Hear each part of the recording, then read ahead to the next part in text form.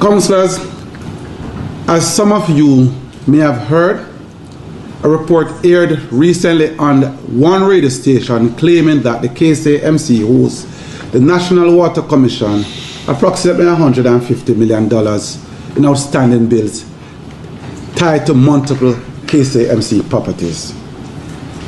Let me first be clear. This is not a debt that started under this administration. We inherited an outstanding balance when we took office last year.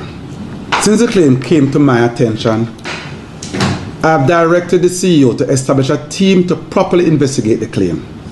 This team will engage the National Water Commission directly to verify the accuracy of the figures, and where that is confirmed, agreed on a structured plan to resolve it. Preliminary investigation into this matter revealed that 138 million of the 151 million is attributed to a property on Pichon Street operated by the KSAMC.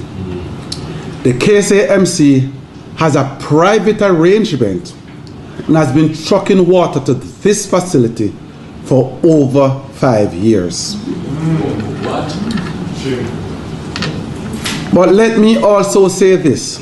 It is quite interesting that this matter only came to light after we raised concerns in this council about the accuracy and transparency of water quality data provided by NWC just a week ago.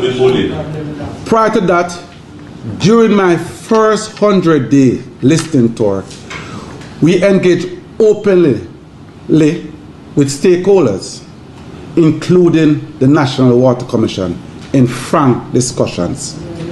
At no time was any mention made of outstanding debt. Not a word. However, since the Council passed a resolution on the matter of water quality, the NWC has not attended the Public Health and Sanitation Committee meetings and has since formally indicated that they will no longer be providing water quality results to the corporation. What? No, I'm not making any accusation, but I do believe it's worth asking whether this sudden public focus on the KSAMC alleged debt is purely coincidental.